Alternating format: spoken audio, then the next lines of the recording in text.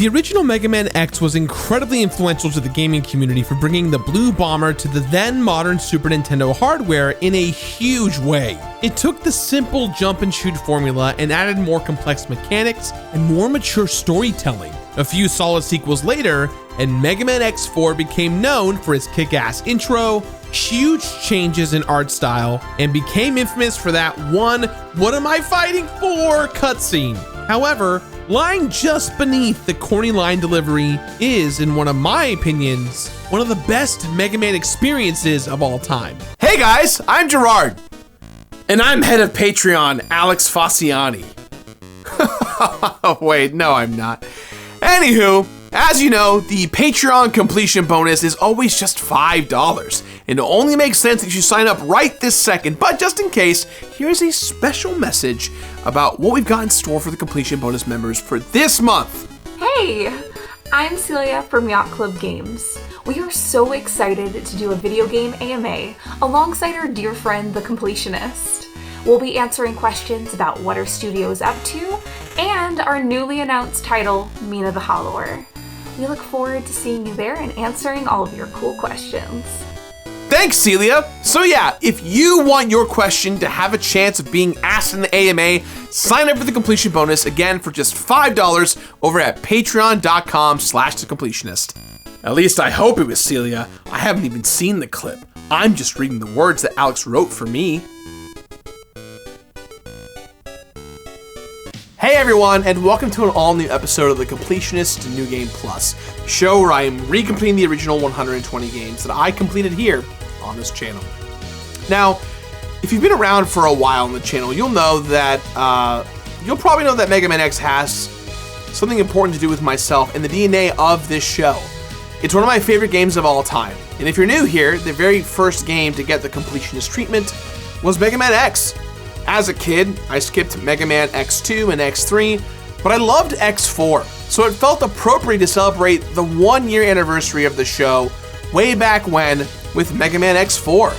It got a lot of flack for the aforementioned cutscenes, but it's not enough to stop this game from being a top-tier entry in the franchise for me. At the end of the day, this is one of the best Mega Man games ever made, full stop. But I'm sure a lot of you disagree. Either way, let's jump back into it, baby! Mega Man X4! And the battle continues! This could turn it all around! This bout will determine who is the strongest once and for all!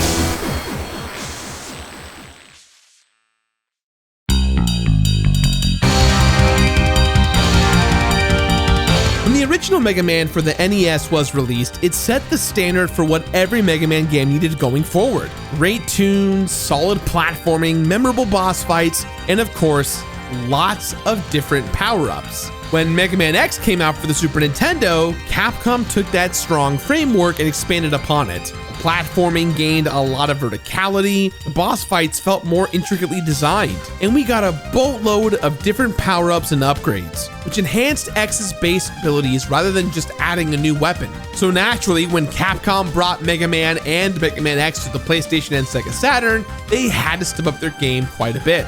So, what did franchise lead Keiji Inafune and the rest of the team bring to Mega Man X4?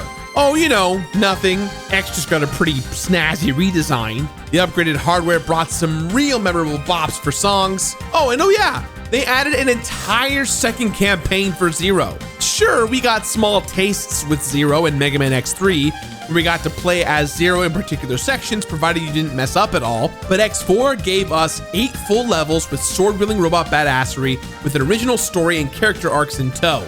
Yes, I brought a sword to a gunfight. It is important to note, however, that both the level layouts and bosses are the exact same in both X's campaign and Zero's campaign. But given both of their movesets and how they are approached, they feel like two totally different set of games. In addition to more gameplay, the story got a lot more development as well. Gone are the simple days of the good robots fight the bad robots. X4 brought the world building that had been neat background set dressing in the first 3 games and brought all of that front and center, with a story that's much more politically aligned than one would think. Reploids, aka robots with thoughts and feelings, essentially just want equal rights like humans. However, of course, there are evil bad actors everywhere, with the inevitable arrival of Sigma still lurking in the background. I absolutely adored this game growing up. It was one of those games I would rent over and over and over again. My parents wouldn't buy it for me, but I still rented it from that one video store. And that replayability carried through to its time on the show. I definitely loved every second of Mega Man X4 the first time I played through it. But when I originally covered the game, I was also celebrating the 1-year anniversary of The Completionist. So the focus of the episode felt a bit split. I was juggling talking about the game and celebrating a major milestone of the channel and ended up giving it a joke score of comport it. I also made some jokes about cutscenes which had questionable line delivery, but no more. Mostly because I unironically love these cutscenes, for better or for worse. Mega Man X4 is my second favorite game in the series behind the original Mega Man X. I'm gonna scream that from the rooftops, my friends. So in my original playthrough of Mega Man X4, I played through it 4 times just because I loved it so damn much. Once as X, once as Zero, and then after entering secret codes that gave X and Zero some new sick duds, went through 2 more times for Victory Lap, 1 as each character. Each of the 4 playthroughs had the same base completion criteria. Defeat all evil robot bosses plus the final bosses in the game, collect all of the sub-tanks, hard tanks, weapon tanks, the upgrade and base lives, and in the runs as X, be sure to get all of the armor upgrades. Even in the secret code runs, it's a pretty standard Mega Man X affair. And although those codes were just cosmetic updates for Zero's playthrough, in X's secret code campaign, you got a few more perks. After entering the code, head to any stage that has a Dr. Light capsule. Instead of just a power up for an arm or a leg, you get access to all of the 4th armor upgrades along with the Infinite Nova Strikes, which is the iconic attack where X is completely enveloped in energy and performs a powerful charging strike. So when you play as X with this black Nova armor, you kind of break the game. It's really just a cheat run just for fun. Neither of the secret code playthroughs offered completion bonuses, but those extra playthroughs in my eyes were worth it in and of themselves. Now I did those same 4 runs again for this New Game Plus episode. However, just to give you a timetable here, I recompleted those games back in 2017, and I played them on the original Mega Man X collection for the PlayStation 2. However, since then, Capcom has released the Mega Man X Legacy Collection for the Mega Man 25th anniversary on all major consoles and platforms. There are 2 major differences added to Mega Man X4 specifically in these X collections. The first is the option of a new mode called Rookie Hunter. In Rookie Hunter mode, you start with more lives, your weapons consume less energy, and you take less damage. It's a nice new mode for new Mega Man fans and anyone really looking for a more casual experience. The second addition in the X Legacy Collection was achievements. Now they are tied to the collection as a whole, but they are in X4, so if you want to complete that game, you gotta go for them. The good news is you can get most of those just by naturally playing the game. At the end of the day, Mega Man X4 is available for everyone to play right now, and that is always a great thing.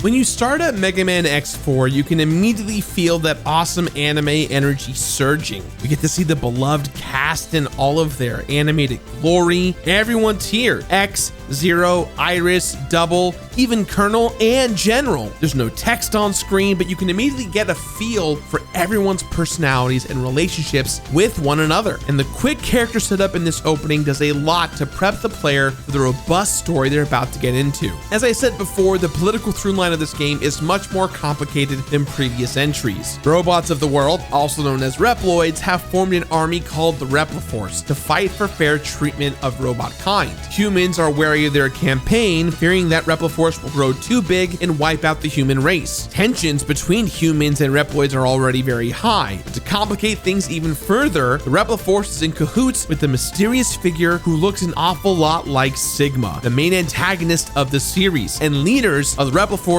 are being turned to Maverick, meaning they went rogue. X and Zero are on the scene to hunt down Mavericks and keep the peace, like gosh dang Blade Runners, but they're dealing with conflicts of their own. After the Mavericks launched a terrorist attack that killed thousands, X and Zero team up with new Reploids, one named Double for X and Iris respectively for Zero, to track down the Mavericks. And both of these team-ups end up with our heroes having to fight their confidants. Double is a double agent, super subtle there Capcom, and Iris, which is essentially Zero's love interest, is pushed to fight Zero after he killed her brother Colonel, who had gone Maverick. On top of that, Zero in his quest learns that he was initially created by Dr. Wily to hunt down MegaMan. Zero was stopped by Sigma, who at the time was a Maverick hunter, and during their fight, Zero ended up passing the Maverick virus onto Sigma, effectively turning Sigma into a Maverick and setting the events of the X series into motion. Both campaigns end in existential space. X is worried about the possibility of turning Maverick, while Zero is left with the guilt of killing those who are precious to him like Iris, and the fact that he'll have to kill other friends who may turn Maverick down the line. And sure, the voice direction might leave a lot to be desired, especially X's voice actor, but this game's story ends in a very bittersweet note that feels incredibly human. Now I know I just talked at you all for a long time about the plot, but it really struck a chord with me. The journeys that X and Zero went on reached a level of depth and complication that was new to the series. The actual gameplay, however, was that great Mega Man goodness we all know and love, of course, in that X fashion. All of the Mega Man staples, like the 8 stages that end in a thematically appropriate boss fight and weapon, were all present and accounted for here. Each stage felt very unique both in tone and in challenge. Sometimes I was running and gunning, mowing down enemies and feeling good. Other times I was carefully dodging and reacting to fast-moving hazards. And sometimes you just ride a bike. Web Spider stage has you climbing through a jungle, whereas in Frost Walrus stage you are fighting all sorts of icy slopes. And Jet Stingrays has you infiltrating their base on a speeder bike. Like the X games that came before this one, X4 utilizes each stage's verticality and X and Zero's mobility options to make the most out of the challenge. My favorite stage in this game has to be Magma Dragoon. Not only do you get to pilot a mech, but it's also the first time you get to use that mech in a boss fight. It's so badass to murder Magma Dragoon while you're in this mech. It's very, very fun. And yet, of course, in traditional Mega Man form, you can approach these bosses in any order you desire. Most veterans, however, will recommend starting with Frost Walrus or jumping into the mech and throwing hands with Magma Dragoon. However, I tend to play based on getting upgrades first. So in my X playthroughs, I wanted to pick up the upgrades as quickly as possible. I gunned for Web Spider, went to Split Mushroom, and then followed the weakness flowchart from there. And for consistency's sake, I followed the same rotation for the other 3 runs of the game. Regardless of which boss you start with though, you're going to have to replay some levels if you want to get everything. So for instance, there's a heart tank in Web Spider's jungle that you can only get after beating Magma Dragoon. It's an unavoidable grind to complete the game, but hey, this means I get to play more. So full disclosure, in terms of bosses and stage layouts, like I said earlier, Zero's campaign is almost a carbon copy of X's stages. The only difference is being Zero doesn't have to get the light capsules to get upgrades. Going through the same stages might seem like a slog on paper, but it is a whole new take on the levels. Instead of the X-Buster, Zero wields the aptly named Z-Saber. He is hacking and slashing through stages and brings the game to life in a whole new style of his own. Aside from his move, Raku Hoyuha, Zero doesn't have the luxury of attacking from a distance. I had to fight up close and personal with every Maverick and risk it all. Blasting enemy Reploids as X felt as good as it does in any Mega Man game, but there was something really satisfying about cutting through the crowd as Zero. The underlying tone and base movements are the same between X and Zero, but because they pick up unique abilities, a fundamentally different approach to these encounters kept things fresh for multiple playthroughs. I guess a more contemporary comparison would be the multiple Shovel Knight campaigns. Yacht Club has talked about reusing areas in various campaigns just to emphasize how the way Shovel Knight operates and solves a problem, and how it's very distinct and different to how Plague Knight would approach those same obstacles. The way Zero gains new abilities further distinguishes his playstyle from X's. Instead of absorbing a boss's powers, Zero will adapt their abilities into his own fighting style. Prime example, after defeating Magma Dragoon as X, X has the ability to equip a weapon known as Rising Fire. However, as Zero, you have to put in a button input to do a similar maneuver. Zero is applying what he learned from the enemy and makes it his own. These moves are an extension of Zero himself rather than an expanding arsenal of weapons like it would be for X. It's much more personal and perfectly matches the journey of a swordsman mastering the blade. X4 is also where Zero's true icon iconography starts. When Zero makes appearances in other games like Marvel vs. Capcom, they're mostly pulling from his portrayal in X4. Plus, it helps Zero stand out on his own, rather than just be Red MegaMan. Redgaman? Rutabaga-Man. There you go, Capcom, another killer Reploid boss for you to use in the next one. In all cases though, it's little details like the subtle contrast between how X and Zero get stronger that make X4 really stand out from other X games in the series. Music in the Mega Man franchise is literally required to be good at this point, and this soundtrack goes above and beyond. It's not as rock and roll as the other games are, but it commands the emotional tone in each scene incredibly well. When you need to be hyped up,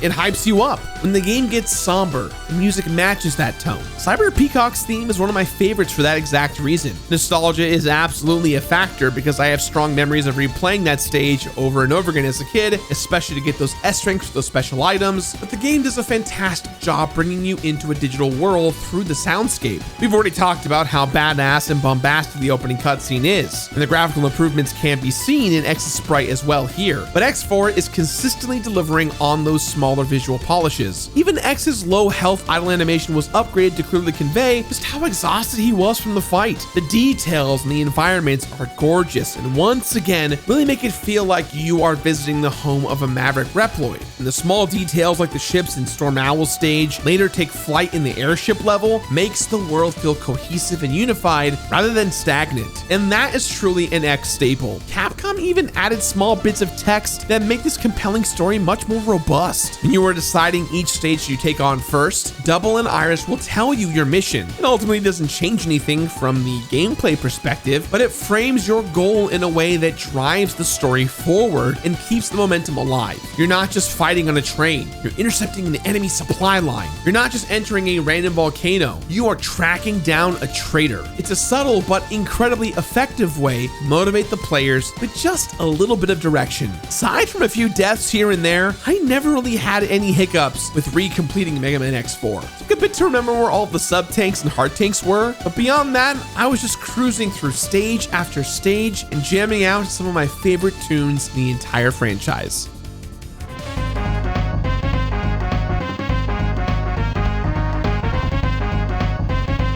Recompleting Mega Man X4 was just as fun as I remember it being. I had no regrets about beating the game 4 times in this completionist run, and I would do it again, damn it. No completion bonuses for all 4 runs, but it was absolutely worth it every minute. I love this game, and if you like 2D Mega Man games, this one is one of the best in the franchise in my eyes. If you're looking for more world building in your Mega Man games, then Mega Man X4 is exactly what you'd like to see. When I recompleted Mega Man X4, there were 8 hours of total playtime, 4 full playthroughs, 16 unique weapons collected between both X and Zero, 8 bosses defeated twice in each playthrough for a grand total of 64 times, and 1 cutscene that buried this fantastic game under a meme. Okay, you know what? No, the voices in this game are rough for sure, but I just spent the last 15 minutes talking about why X4 is so awesome. We can't let the video end like this. Has it all been for naught? What am I fighting for? Okay, yeah, it's pretty corny, but I love it, so I say give it a shot. Mega Man X4 is a really important game to the show and to myself. And if I've convinced any of you out there to look past the acting choices made in the cutscenes, then I've done my job. Truth be told, I actually love the bad acting, so it's a win for me. Just like the original Mega Man X before it, the developers at Capcom knew they had to step up and deliver a Mega Man X-worthy game, worthy of a hardware upgrade to the Sega Saturn and PlayStation 1. And hot damn did they deliver. While X5 and X6 didn't really take advantage of the groundwork laid in X4, that doesn't diminish the merits of Mega Man X4. It's a wonderful game. I loved it when I played it on the show originally, and I still love it again to this very day. So, with that in mind, guys, I give this game my completionist rating of completed. Complete it!